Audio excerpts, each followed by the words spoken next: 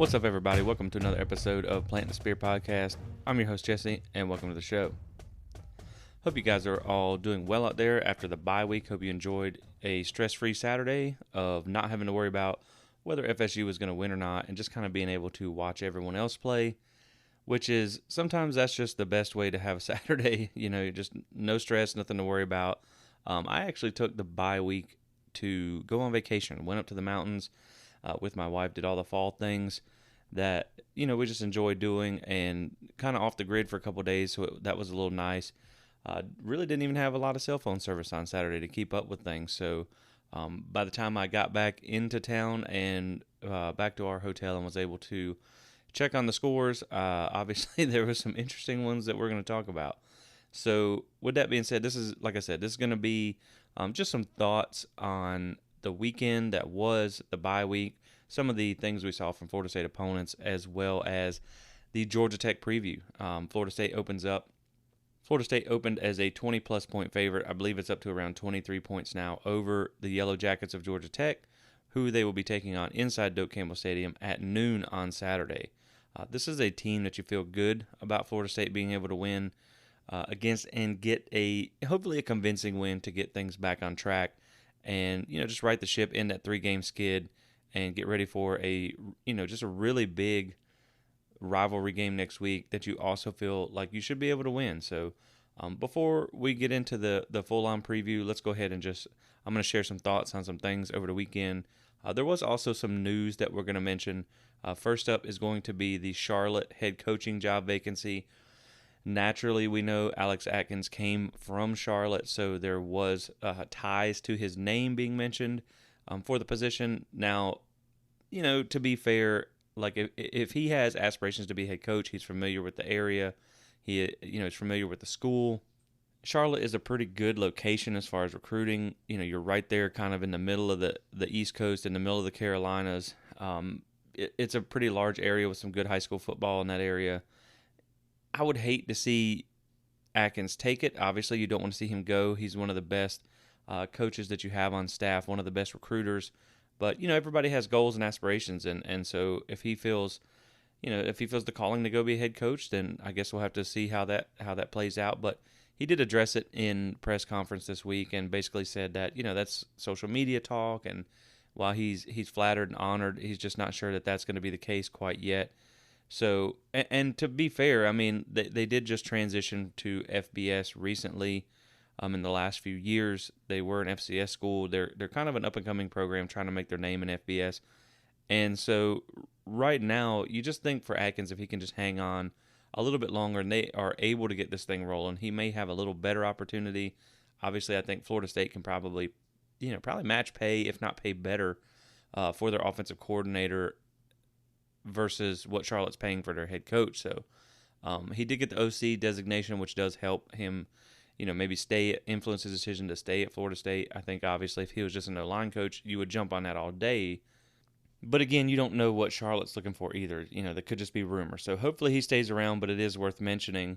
And that kind of transitions into the next little bit of news that popped over the last few days. Roderick Kearney, offensive lineman, did flip his commitment to Florida. And so it's an unfortunate loss. Obviously, I'm not going to be that type of guy where, I like the kid's commitment until he flipped it and now all of a sudden, he's a trash player or anything like that. I'm definitely not saying that by any means. I think Kearney is a good player. He would have been nice to keep in the class. But, realistically nowadays, commitments just don't mean anything. Like verbal commitments don't. Or I'm not going to say they don't mean anything, but, it's really hard to kind of count on a lot of these kids' commitments because they are young. They're 17, 18 years old, if not younger when they commit. And so it's really hard to honor anything until you get a signature on a paper, until that letter of intent is faxed in. I mean, even look at the kid from Clemson who just visited Florida State. Like, he decommitted and recommitted within like a week. So this stuff is just it's an ever-changing field, and honestly with the portal nowadays, it's a moot point because let's just say Kearney goes to UF and it doesn't work out well. Atkins keeps touch, and then all of a sudden, a year in, he's trying to come back to Florida State. Like, it's just a reality of college football as we know it nowadays. So, truthfully, if I had to pick one of the two out of the class so far that they have committed, to leave, it would have been Kearney, because Lucas Simmons is a future, he's a blue chip offensive tackle that projects high in the future. He's got a true tackle physique of body that Florida State has not had in a while. So as long as you can keep him, in the fold, I think you're good to go. They'll find somebody else, and truthfully, they could go out of the portal, which to me, I understand that, the belief is you want to always recruit out of the high school level and build your program from those ranks. But with the way the portal has changed things, it's hard not to think that where you better off, you can still find guys in there. Like, not everybody's a grad transfer anymore, I guess is what I'm trying to say. You can still get guys who are sophomores, redshirt freshmen. Maybe their coach got fired. Maybe they committed and things aren't working out like they thought. And, now they want to go try an opportunity somewhere else. And truthfully, at that point, you can get evaluation from college film. You can know a little better what you're getting from that player. So, you just got to trust Atkins. He's been an elite recruiter, and he's really transformed this offensive line room since he's been here. So, they signed a big class last year. They got a lot of guys in the fold, and you're just going to have to trust the process on this one. So, good luck to Kearney. Obviously, you hate to see him go to a rival, but it is what it is. And so, with that being said, we'll just kind of close that chapter and move on to the next. So, Florida State has a bye week that you hope it was a much-needed bye week, too. It was, coming off this 3-game skid, it was nice to see them just kind of get a week off to rest, recuperate, get healthy, regroup, and right the ship. And you're hoping, maybe they have a little newfound focus, and with getting some guys back and getting some guys healthy, because not everybody who has been out is really the depth of your injury. You got guys who, like Malcolm Ray, Derek McClendon, guys like that, who have been banged up in games, Jarrett Jackson, who are coming back and playing through, I'm assuming, some injuries. So it is beneficial for them to be able to get some time off, to get some treatment from the training staff and get healed up and ready for this back end of the season, which is a very important stretch for Florida State. Fabian Lovett has been practicing the last 2 weeks. They still say they're not 100% sure if he's going to play on Saturday. They're hoping to have him back. I think you do see him. I think you're going to get him on a limited snap count. And to be honest, even if you can get 20 snaps out of him, because he's been out since the LSU game, so it's going to take a little bit to get him back in game shape. But if you can get, say, 20 or so snaps out of him, that's still going to be an improvement up front for your defensive line, where you have really missed his presence. And then you're going to help get him back in game shape without pushing him too hard for Miami and some of the, the really important games down the stretch, which, to be fair, they're all important at this point in Florida State's juncture, because, if you were to beat Georgia Tech and you were to beat Miami, and let's just say you win every game the rest of the season by 1 point. No one's going to care that you won by 1 point. You're still going to be 9-3, and people are still going to talk about that. That's great. But, let's just say that over the next 2 weeks, you're looking back at a, 4-point Georgia Tech win and like a 3-point win over Miami versus, say, a 30-point Georgia Tech win and a 20-point win over Miami or something like that. You just feel a lot better about the momentum and the trajectory, and Florida State being able to handle its business against those teams that have not been playing well. So they're all important in the aspect of, right now you're not necessarily playing for an ACC championship. You're not playing for the Atlantic. You're not playing for, probably not a New Year's Six bowl game at this point, unless there's just chaos towards the end of the season. You're not going to make the playoffs, but right now you're playing for pride. You're playing for momentum. You're playing for recruiting. You're playing for, the engaging the fan base and things like that. And that's something that this program needs. So, they're all important. And really, on the flip side of that, more importantly, if you win, that's great. It doesn't matter how much it's by, because, like I said, in the end, people will forget it as long as you win with the final record. But if you lose to, say, a Georgia Tech, or if you lose to a Miami, even in a rivalry game against a team that's not looked good, it's not going to look good for the staff and for this program. So these are must-win games to me. Syracuse is the one where you can, if you lose that game, it's still to, a ranked top 25 team on the road. You may get a little leeway with that one, but to me, Florida State needs to finish at a minimum of 4-1, maybe 3-2 at the worst. But I'm looking hopefully for 4-1. along this last stretch. Maybe even 5-0. I mean, that would be really great. So just going to transition now into some of the things that we saw over the weekend. We're just going to recap some of the teams on Florida State's schedule and how they performed, talk about that a little bit, and then we'll get into the Georgia Tech preview. I mean, listen, guys, Florida State's a 20-plus point favorite. They should walk all over these guys. So we're probably not going to go down in follow every rabbit hole into every detail, but we are going to talk about them. But we're going to give you what you need to know on them. So just up first, you have LSU. Obviously, that win is looking better and better by the week for Florida State. They had a dominant win over a top 10 Ole Miss team. And man, that's turned into a really good win because LSU is sneaky good. They have a bye week now before they take on Alabama at home at night. There's a possibility. I don't want to get ahead of myself here, but there's a possibility they could pull the upset, and they've turned into a pretty nice team this year. And realistically, that game looks like next year in Orlando looks like it just got a lot tougher. Louisville got a nice win over Pitt this weekend. And, Pitt's kind of fallen apart a little bit here lately. When you go back and look at their schedule, like they beat West Virginia. West Virginia's not any good. Really, sadly to say, I think their best game of the season was a loss to Tennessee because every other game, when you look at who they played, they just haven't really beat anybody good. And now they've lost to Georgia Tech, and they kind of got, beat down a little bit by Louisville. So, the Louisville win does look a little better, which again, guys, this is the one thing that I was saying. Pitt was really your favorite to win the Coastal between them and Miami. And so I do realistically feel like if you put Florida State in the Coastal, I mean, to me, they're playing for an ACC championship. There is no doubt about that because that division is a wreck. And, that leads me into the next game that we're going to talk about, which is Miami getting absolutely smoked by Duke. They had 8 turnovers in that game. I mean, it's all bad for them right now. Tyler Van Dyke went down with injury. And, the funny thing to me about that was all the preseason hype they had. They were supposed to win the Coastal. They had a NFL draft pick at quarterback, and this was not a rebuild. This was just kind of a reload. You have an elite staff coming in and everything that they had to say. And now all of a sudden, you've been blown out by Middle Tennessee State, who's 3-4 and second to last in the Conference USA.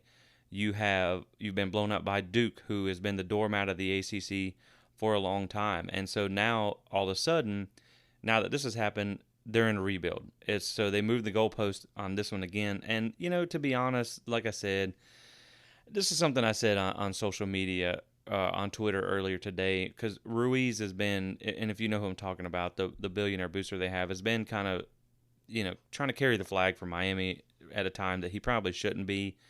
And my point when he said that Miami was a national brand and was ahead of Florida State and Florida and things like that is, man, like Miami is a relic nowadays. It is a college football relic. It is like Blockbuster Video of college football. It's only significant to those who are old enough to remember it. Anybody under 30 probably doesn't remember any of Miami's success. I mean, I'm 34 years old, and I remember the championship game against Ohio State, but that's really about it. And I mean, it's like, so what are you rebuilding? Like, you have 5,000 fans at a home game, and that's probably being generous. You've had one 10-win season, and this was another point I made. So Miami's been in the ACC for 18 years now. This is their I think 18th season or 19th season this year. They have one 10-win season in that time, 3 sub-500 seasons, no New Year's Six or BCS Bowl wins, no playoff appearances, no conference titles. I mean, what are you rebuilding? This is the normal. This is the new normal for Miami. You're not rebuilding anything.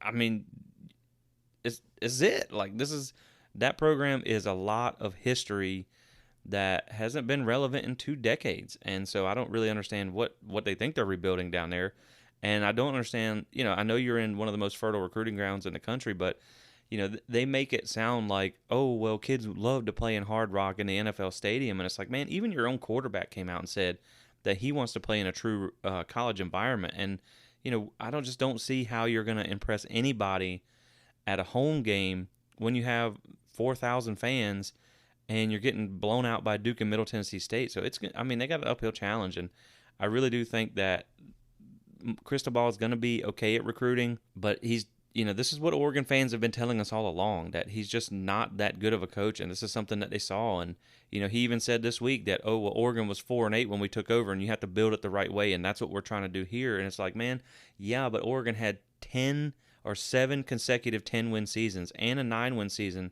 with an NFL first-round draft pick in Justin Herbert that you inherited when you got there. It doesn't really sound like a rebuild to me. It sounds like you took over a pretty dominant program in a down Pac-12 that had one bad season, and so I just don't see a path forward for Miami getting back to what they used to be. That's probably never going to happen. But it's just a lot of delusion down there with who they think they are. And speaking of Blockbuster, I'm sure when they closed that, there probably went half of Miami's championship highlight tapes when they threw out all the VHS tapes. So I don't even know if you can find a VCR anymore to watch their highlight tape. So that's really it on Miami. We laugh at them and everything, but you're going to have to win next week. So all this is not going to mean anything if you go down there and lose to Miami. But it is going to be at 7:30. It is a primetime game. I guess if Florida State coming in town, you're welcome, Miami. You finally got a primetime game when a different team comes to town. But that program is just a wreck right now, and yet they're still clinging to those dusty old national championships. So, it's just kind of funny to watch. It's funny to watch them implode after, their head barely fit through the door preseason because of who they thought they were going to be. And, all 5 fans took to Twitter to really make some noise. And now it's almost like they've just disappeared off the map. So it is pretty funny to watch. The other game I want to talk about real quick was Clemson and Syracuse. Obviously, it was a pretty close game at home. Like I said, I didn't have cell phone service. I wasn't really able to watch it. I heard the ACC refs did ACC ref things, and they kept Clemson alive in that game, which is, it's just ridiculous the way these refs are nowadays in this conference. And I did see some of the, side-by-side video clips where things were called for Clemson and not for them. And, my ultimate takeaway is, of course, Clemson has the game where they have to bench DJ and where they bring in Klubnik, and he doesn't look all that great. They couldn't have had that last week against us on the road, where Florida State could have got a huge upset win, but instead you have it at home and you still end up beating Syracuse. So, I mean, of course, go figure. Clemson waits till the week after FSU game to have an off week. But, it is what it is. That's the game, and sometimes that's just the way things shake out. So, with that being said, we'll go ahead and transition into the Georgia Tech preview, and we'll go ahead and talk about them real quick so we don't have to be here too long talking about a game that Florida State should win. They should dominate in this game. Like I said, they opened as a 20.5 point favorite. I believe it's up to 22 or 23 points now. FSU comes into this game at 4-3, 2-3 in the ACC, and 4-3 against the spread. Georgia Tech is 3-4, 2-2 in the ACC, and 3-4 against the spread. Strength of schedule wise, Georgia Tech has actually played a pretty hard schedule, unlike a lot of FSU's recent opponents. Florida State is currently at the 11th hardest schedule in the country, and Georgia Tech has played the 14th. Now, we didn't expect Georgia Tech to be good in the preseason anyway, but then a hard schedule certainly didn't help that. We knew Jeff Collins, he took on a really hard task of navigating away from the triple option, and that was not going to be easy, and it was going to take time to get a different style of athletes in there to run his system. But we knew that, Paul Johnson had had some success with the triple option, at least making bowl games and having winning seasons. So, with the lack of success that they've had, we knew that he was probably going to be coaching for his job this year. And so when you look at the win probability for this game, ESPN gives Florida State a 90.9% chance of winning the game, and PFF is at 92.2% chance. I think a lot of this does kind of aim, when you see the big spread and things like that, this kind of does aim that Sims will probably not be playing. He was injured in the end of the Duke game. They said that he was kind of day-to-day, nursing that injury coming into the UVA game, and then he left that game in the second quarter and returned in street clothes for the second half. So it doesn't look like he's going to play in this game. Georgia Tech's coach did say, their interim coach said, that they expect the Zach Gibson to play and another Zach to play behind him, who is going to be, it's going to be his first college experience in his first game. And to me, now I don't know if there's some injury concerns or something like that. I'm not 100% sure, but they did take Clemson transfer, and I'm going to butcher his name, but I think it's Tyson Pumacan. They took him in the offseason in the transfer portal. So I'm really not sure where he went. It's almost like he disappeared off the depth chart. I'm not sure what's going on there, but it does sound like Florida State's going to kind of get a mixture of two backup quarterbacks. And realistically for Georgia Tech, I mean, if Jeff Sims is kind of the best player you have right now in this game, you're already a 20-point underdog on the road. I just don't see risk in his future. You just let him sit out at this point. I mean, you're 3-4. You're not trying to get a kid hurt, playing him through injury in a game you're probably not going to win. But, at the same time, you can't ignore the fact that, Florida State did get beat by Georgia Tech in Mike Norvell's homecoming. They did get, they've been upset in kind of crazy fashion the time they met before that with the blocked field goal return. So, I mean, you can never turn your back on a team like Georgia Tech. You can never turn your back on a team like Miami, even when they're down in a rivalry game. You have to still show up and you have to play a good level of football. You can't play down to the competition or else this team can beat you. Just ask Pitt how that worked out. They were ranked 24th whenever Georgia Tech beat them. So, just looking at kind of some roster stuff, the PFF 70-plus graded players, which if you guys listen to this podcast before, you know that we've talked about PFF. It's not the gospel, but it's pretty good at identifying impact players. 70-plus graded players are kind of the general consensus of Power 5 quality starters, and I use a minimum of 50 snaps because it's kind of easy to influence your grade if you haven't played a whole lot. So Florida State has 13 total, 7 on offense, 8 if you count Micah Pittman, who's at 69.9, and then 6 on defense. Georgia Tech has 7 total, 1 on offense, and 6 on defense. So, their defense is their strength, and especially without Jeff Sims, it's just going to be a tall task for them to come in here and beat Florida State on the road. So, obviously, like we talked about earlier, the last meeting in 2020 to open the season, Georgia Tech did win 16-13 and kind of spoiled Mike Norvell's coming out party at FSU. In my opinion, I don't know if this is on the back of Mike Norvell's mind or not. Maybe there's a little revenge factor there. Maybe not. Like I said earlier, if I'm Florida State, I'm not letting off the gas these next 2 weeks. You have some winnable games that you should be able to open up, and to me, I'm trying to get some style points, just to make your team look good, just to make, you just feel a lot better if you're able to beat these bad teams how you're supposed to. And so then points per game, we're looking at Florida State at 30.9 points per game, Georgia Tech down at 16.1. Points allowed per game, Florida State is currently at 22.7. Georgia Tech is giving up 26.3 points per game. As far as penalties go, average penalties per game, Georgia Tech is at 6.43, which is 72nd in the country. Now, one area, like Georgia Tech is not all bad, and I'm going to tell you how the one area you cannot let them hang around in this game.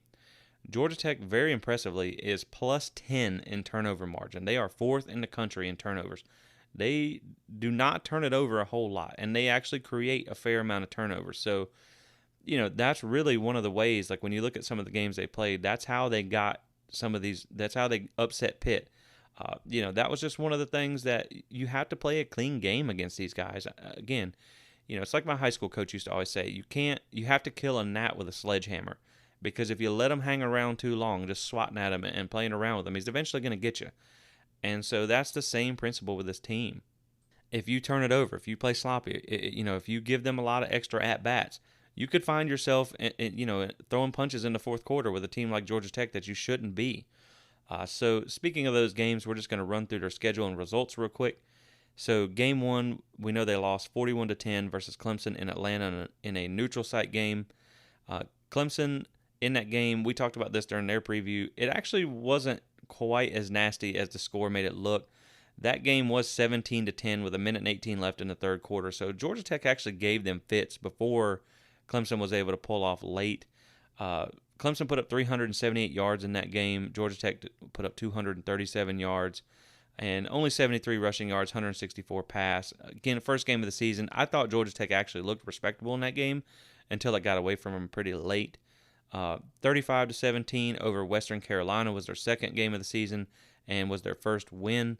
In that game, they still got outgained by Western Carolina despite winning. They put up 343 yards, only 100 yards passing against Western Carolina. And I looked that game up a little deeper in the box score just to see, like, did Sims get benched? Did something happen? And no, he was 8-17 for 100 yards and a pick against Western Carolina. So that's just, it wasn't good. Now, they did manage to run for 243 yards. But like I said, they did get outgained in that game. Western Carolina, who is an FCS program, put up 390 yards of offense. And Western Carolina in that game had 4 turnovers and 7 penalties, which is, again, what we talked about. That's kind of how Georgia Tech is able to get some wins, even in their current state of their program, is by capitalizing off other teams' mistakes. And which, even then, that game was a 1-score game with 2 minutes left until halftime. So they were, Western Carolina was hanging around there for a little while. Game 3, 42-0 loss to Ole Miss at home. And, Ole Miss they were a top 10 team. So, I mean, you expected them to lose that game, maybe not quite that bad. Because I feel like Ole Miss, they just got pounded by LSU. I feel like maybe they're maybe they were a little overrated with just some of the limitations that they have at the quarterback position and things there. But Georgia Tech only put up 214 yards of offense in that game. Ole Miss put up 547 yards on them, 316 yards on the ground. So, I mean, you've already seen, things weren't looking good for them. And then you give up over 300 yards of rushing on the ground. And that game wasn't fluky, because I always try and look for more context about these games, and it wasn't some kind of fluke game. Georgia Tech had 0 turnovers and only 4 penalties in that game, and it was already 21-0 at halftime. So that was just a good old-fashioned beatdown by Ole Miss over Georgia Tech. Going on to Game 4, 27-10, a loss to UCF on the road. This was the game that got Jeff Collins fired. Well, not this particular game, but this was the game where he got fired. In that game, they did outgain UCF. They put up 452 yards, which UCF defense is just not all that good. But they did put up 314 passing yards in that game, and I was kind of like, wow, really? And yeah, I mean, Sims put up over 300 yards, so he's just wildly inconsistent. Like, he'll throw for 300 yards one game, 100 yards for one game, 200 plus in one game, 100 yards in a game. They just don't make any sense. But UCF only put up 333 yards in that game. They only had 49 yards passing, which is just disgusting. 284 yards rushing. So again, now Georgia Tech in back-to-back weeks gave up over 300 yards of rushing and 284 yards of rushing on the ground. So, seeing Florida State put up over 200 yards rushing on Clemson's defense, who at the time was, I believe, the number 2 rush defense in the country, you feel pretty good about what you're going to be able to get going on the ground with your backs there. So again, that was one where it wasn't really a fluky game. There was only 2 turnovers per team. Both of them had 2 turnovers. Georgia Tech did miss 2 field goals and had a punt block for a touchdown. Game 5 was the best win of the season for Georgia Tech. They beat Pitt on the road, who was 24th at the time, 26-21, in what was really kind of a shocking victory over Pitt, because Pitt looked like they were going to be a coastal contender in the preseason. So Georgia Tech put up 334 yards in that game. Again, only 102 passing yards, but 232 yards on the ground. And Pitt put up 411 yards and 305 through the air, 106 on the ground. So they outgained them. But again, here's what we're talking about. Pitt had 12 penalties and 3 turnovers in that game. So Georgia Tech is that type of team that they'll hang around and wait for you to make mistakes, and they will take advantage of that. So, you just got to play a clean game against these guys, or they can upset you. Game 6 was a 23-20 overtime win versus Duke. Total yards in that game, Georgia Tech put up 412 yards, 232 passing, 180 on the ground. So they're a pretty solid running team with Jeff Sims at quarterback, which if he's not playing in this game, that's a huge hit to their rushing attack. Duke only put up 278 yards in that game. And again, they had a punt return for a touchdown by Duke and a turnover. So it really wasn't like a fluky game. They were able to come out and just beat them. So that was a good win for Georgia Tech. Obviously, Duke being the powerhouse that they are, that they just blew out the team in Coral Gables. So Game 7, the recent one we saw on Thursday night, they lost 16-9 to UVA. In that game, they only put up 206 yards. Jeff Sims did have to leave that game in the second quarter, like we said, and their offense pretty much fell flat on its face after that. UVA was able to put up over 400 yards on them, 255 pass, 155 on the ground. UVA also had 10 penalties and 4 turnovers in that game, and were still able to overcome that and win the ball game, which just speaks to how bad Georgia Tech's offense turned out to be once Jeff Sims left. And not that it was great beforehand either, really. So Georgia Tech in that game had 7 penalties and 2 turnovers of their own. Once Zach Gibson came in relief for Jeff Sims, he went 10 of 25 for 99 yards, no touchdowns, no interceptions, and was sacked 7 times. So you have some opportunities to really open some things up against Georgia Tech. Now, of course, going all week as probably the presumed starter, you may see some things change there. He may have a little better game. And honestly, he had some decent throws. He had a little zip on the ball. He does run. He is quick. I'm not gonna say he's fast. He's not the runner that Sims is. When he gets free, he runs towards the sideline, but he will scramble on you at least. So Florida State does. They've played. You definitely would rather have him than Sims. I would say that just because of his running ability. And you saw how Cunningham and you saw how Jaden Daniels kind of were able to run the ball. Those mobile quarterbacks gave Florida State some fits earlier in the season. So, I'm certainly not going to be sad if Jeff Sims is not playing in this game. Not that you're like scared of Jeff Sims, but those mobile quarterbacks can always give you a fit. So looking at their offense, so far they have averaged this season 69.4 plays per game. They do like to run the hurry up a little bit. Now, I'm not sure how Zach Gibson being the quarterback is going to affect that because I'm not sure if he's familiar enough with this playbook as a first-year transfer to be able to run that type of offense. So they do run the ball around 41.5% of the time and pass it around 58.5%. I suspect you'll probably see a little more heavy on the pass side of things with Gibson in and Sims out. Total offense is pretty bad, guys. I mean, almost every category is near the bottom. Total offense, 118th. Success rate, 117th. EPA rank on offense is 127th. Passing offense is 115th. Rushing offense is 85th. So it's pretty grim for those guys. And again, they possibly just lost their leading rusher in Jeff Sims. It's just not good news for them, unfortunately. So third down offense, they've, again, 122nd in the country, only converting under 30% of their attempts. Red zone offense, 130th, second to last in the country. And of their 15 trips in the red zone, 8 of those have been field goals. They're just the more I read, the worse it gets. So 26 sacks allowed this season, 3.71 per game, is 125th in the country. Tackles for loss allowed also comes in at 124th, allowing 8.57 per game. So just looking at the passing profile for each quarterback, if Jeff Sims surprises everybody and comes out of the locker room and plays, he is obviously their best option at quarterback.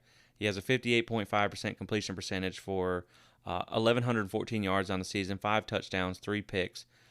Decent big-time throw rate and turnover-worthy play rate, not anything crazy. He can throw the ball pretty well.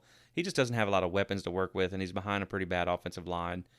So his adjusted completion percentage is 67.2, which counts for drops and throwaways, and Georgia Tech does have a lot of drops.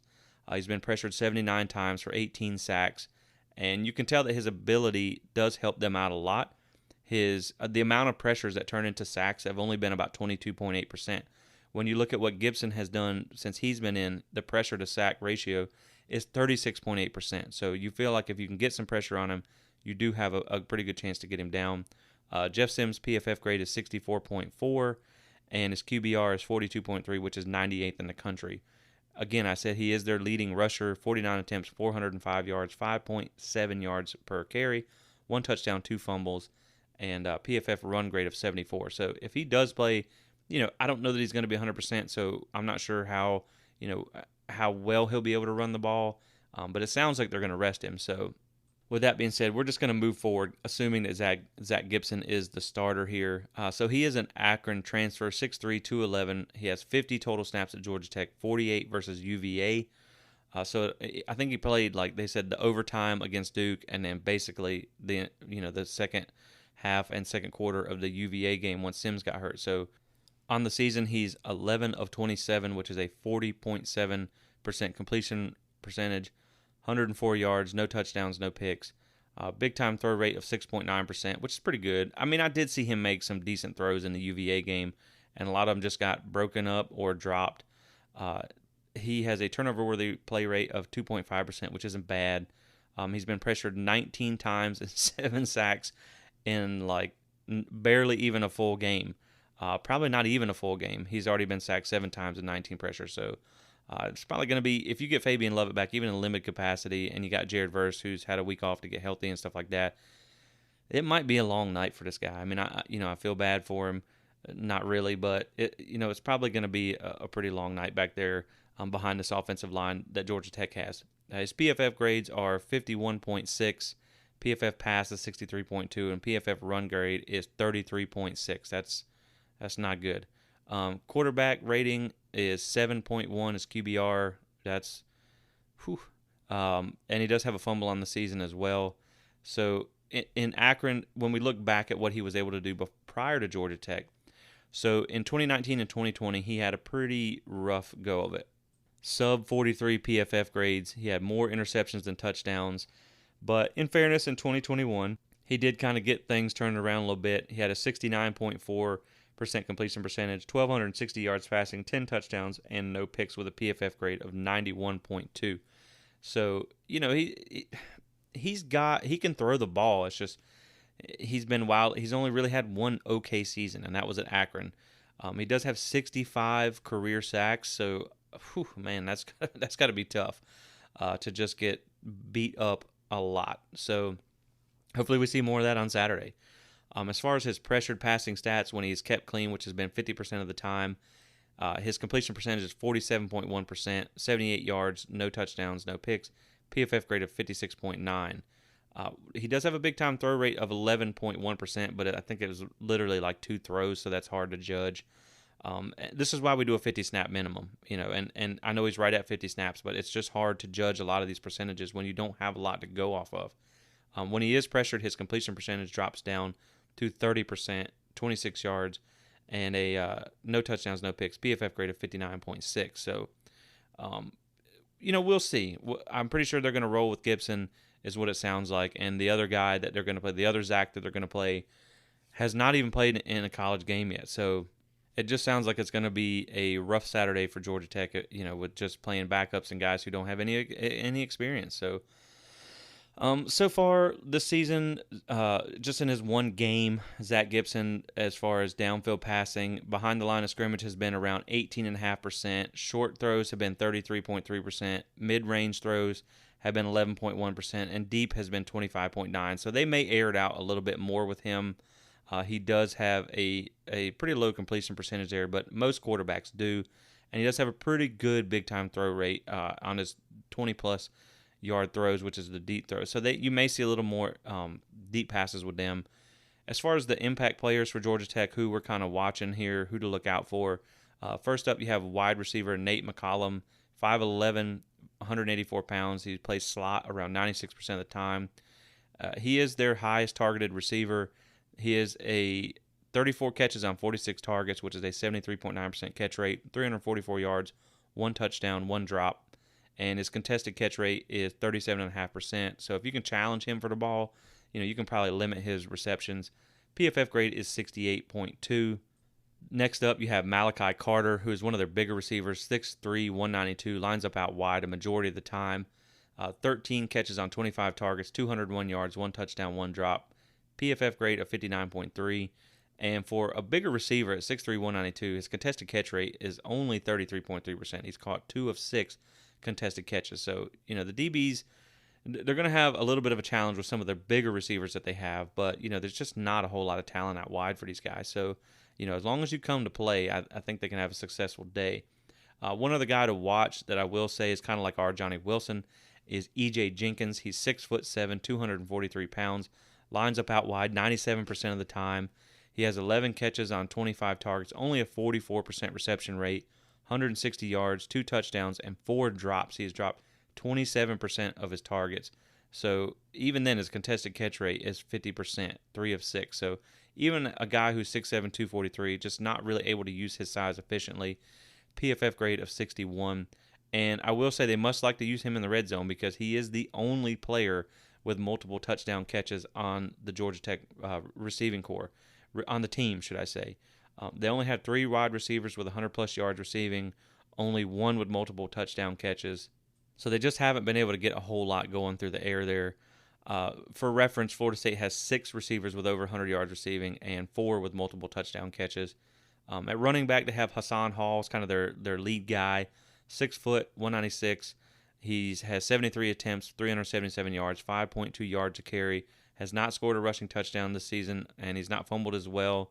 PFF grade is 70.9. Doesn't do a whole lot out of the backfield. 17 catches for 89 yards on the season. The other running back that they turned to, which to me flashed a little bit in the UVA game, was Dante Smith. 5'11", 203, 44 attempts, 241 yards, 5.5 yards per carry, 3 touchdowns, and no fumbles. So, his PFF grade 69.6. So he's a decent back. Doesn't do a whole lot out of the backfield as well as far as catching the ball. 6 catches, 29 yards, no touchdowns. So, Sims was the leading rusher on this team, which did kind of help open things up for the backs. If he's not there, I don't know how much they're going to be able to get going. But, 2 backs that average over 5 yards a carry isn't bad. And running the ball is the one thing Georgia Tech was kind of able to do, having a dual threat quarterback. So if he's out, man, it's just this could get ugly for Georgia Tech, and I really hope that is the case. So when you look at their offensive line up front, it has been a struggle for them. They do have a lot of young guys, and it's not, like I said, it's not gone well. They do have size up front. They're all 6'4", 6'5", 6'6", pushing 300 or over 300 pounds. So they have some size, just not a whole lot of experience. So, for instance, your left tackle, he's a redshirt freshman, PFF grade of 51.8. He's allowed 5 sacks this season. Your left guard is a redshirt sophomore. He's an Alabama transfer, but he only played 33 snaps at Alabama. PFF grade is 56.9, allowed 3 sacks this season. The center, he is a true sophomore, PFF grade of 52.1.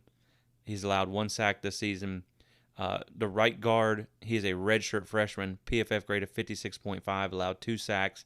And your right tackle is a true sophomore with a PFF grade of 54.5 and allowed 6 sacks this season. So, they got decent size, but they don't have a lot of experience. They're young. They have no upperclassmen up front, and they've all graded out in pretty much every game but Western Carolina. It's been pretty poorly graded. So, that has a lot to do with why they're 125th in sacks and 124th in tackles for loss. So, if you get Fabian Lovett back, you feel good about what this defensive line can do in this game.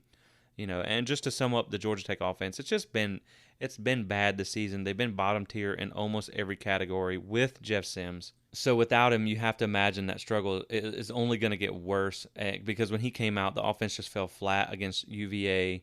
And now, UVA has an okay defense. I think they're 34th in the country. They do like to run a little bit of tempo, which, again, I'm not sure that we're going to see a whole lot of if Gibson is back there.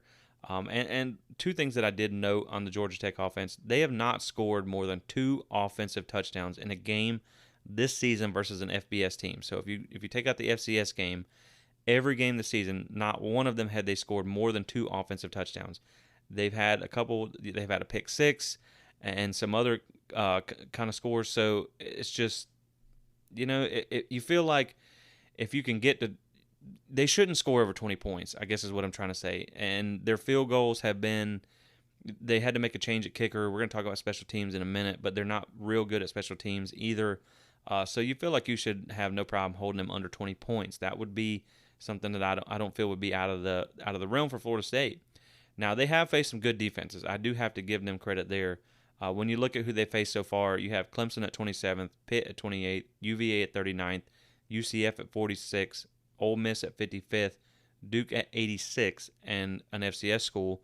And Florida State currently sits at 25th in total defense. So Florida State's going to be one of the better defenses that they're going to face. I don't know that Florida State's defense is better than Clemson. They're statistically they might be, but they're going to be one of the better defenses that Georgia Tech's going to face. So like I said, you feel good about holding them, almost, I would say less than 20, but you would hope maybe even less than that. So now we'll move over to the defensive side of things. It is a little better, but it's still pretty grim for Georgia Tech on this side of the ball as well. Total defense, they're currently 84th. Success rate on defense, they're 90th. Passing defense is 47th. And then the rush defense is 101st. Success rate against the run is 117th. So I really do feel like Florida State's going to be able to get their ground game going this game and get the ball moving to open up some things in the pass. But like I said, if you can put up 200-plus yards on Clemson's defense against that front and the way we saw the offensive line perform in that game, I think they're going to have no problem getting the ball rolling on the ground here. At least you would hope so. So third down defense, they're 40th in the country. Red zone defense, they're 71st in the country. They do have 132 pressures on the year, which is pretty impressive. They are 58th in sacks at 2.14 per game. Tackles for loss per game, they are 15th. They do get 7.1 tackles per game, which is pretty impressive. And I credit a lot of that to they have some pretty good linebackers. They are 17th in interceptions as well with 9 this season. So, again, that's what we talked about is this team is pretty opportunistic at turnovers. So you're going to have to play a clean game and not give them too many extra possessions, or else they will hang around. So when I looked at their defensive personnel, they have some pieces on defense. Now, that's something that they lack on the offensive side of the ball, but they do have some talent on the defense. They just have a lot of holes too. For instance, like when you look at one of their defensive ends, number 6 has a PFF grade of 78.3, 21 pressures, 3 sacks on the season. When you flip over to the other side, the defensive end number 9 has a PFF grade of 56.1, only 9 pressures and 1 sack. So up front at defensive tackle, you have one defensive tackle, number 99, who was a guy, he flashed a little bit to me in the Clemson game when I watched it. He has a PFF grade of 74.2. And then the other defensive tackle, number 8, has a PFF grade of 52.4. So you can see there's inconsistencies on this team. Like I said, they have a pretty good linebacking core, number 1 being their leading tackler, PFF grade of 73.9, 13 pressures, 1 sack. He's not that great in coverage, but he does have 2 interceptions. So he does allow an 83% reception rate. But like I said, he has 2 picks and a PBU, so they have a pretty good linebacking core. Number 2 is their other linebacker, number 1 and number 2. He has a PFF grade of 68.1, 21 pressures, 3 sacks. He is their second leading tackler. He has 3 forced fumbles on the season. He's a grad transfer from Maryland. So he's not as good in coverage as he is the run, which is evident in his PFF grades where he is at 74.1 against the run and 53.7 against coverage. So you can still get some mismatches on this guy or on the linebackers and still have some success. But this is one of their strongest points on the defense. Their secondary is actually pretty good. They're a little bit of a more experienced group at a few positions.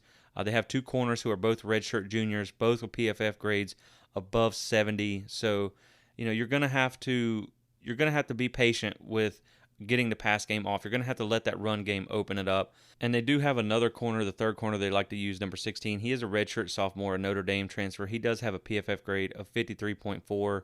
He is by far their highest targeted receiver. He's allowed 24 receptions on 39 targets, 312 yards, and 2 touchdowns. So, there's some guys that you can pick on there. As far as their safeties go, number 20, he is pretty good now. Has a PFF grade of 85.4. I believe he was the one that had to pick 6 against UVA, but he has allowed 13 catches on 18 targets. So he must play the ball because he does have 2 interceptions and 5 PBUs. So, he's probably one of those guys that he's either going to come down with a pick or you're going to be able to catch it over top of him. And the other safety that they use looks like he may have taken over at some point due to injury or poor play or whatever. But because he is a true freshman, number 29. His PFF grade is 69.4, which isn't bad, but when you look into the numbers a little bit more, I think what they're doing is they're letting him come down into the box and play the run a little bit because he's a freshman and not making him do as much pass coverage.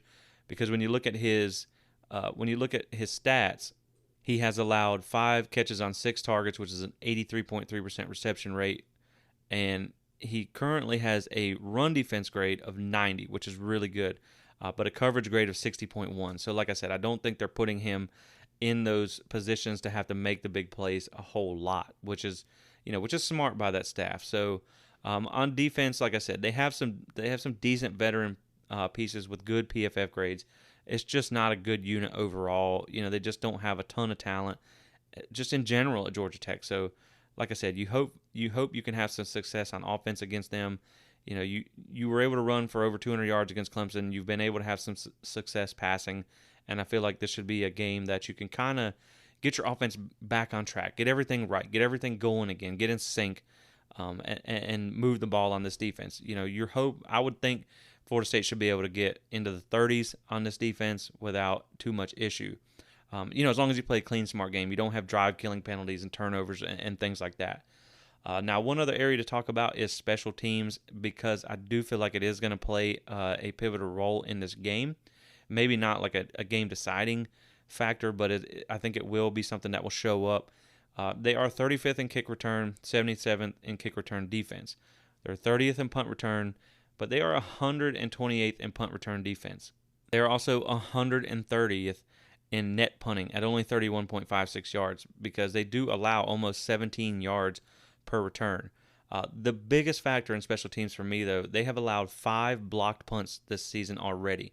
And when you watch their game, when you watch them punt, every single time they punt the ball, you're like, and they're going to get it, and he got it off. It's so close to being blocked every single time. So I'm sure Florida State staff has watched that. I'm sure Papuchis has seen that on film, and they're probably going to send, they're going to come after a few of these. And I think they hey, a little hot take. I think Florida State blocks a punt this game, or at least a kick, which that's not really a hot take, but because they've allowed 9 block kicks so far this year, 5 punts and 4 kicks. So that's the other thing. They've had 4 blocked field goals so far this year. So again, you're just looking at, something that Florida State has been pretty good at. They're really bad at, and so this could be an advantage FSU big time in that game. Like I said, they've used 2 kickers. It's kind of been the tale of 2 kickers. So their first kicker was 7 of 7 on PATs, 2 of 6 on field goals. Obviously, you see where the 4 blocks came from. Since they have changed kickers, he's been 4 of 5 on PATs, which he missed one in the UVA game, but he's been 8 of 8 on field goals. So, he may kick the ball different to where it's not as easy to block, but, you still have 5 block punts on the season, which could be an opportunity for Florida State.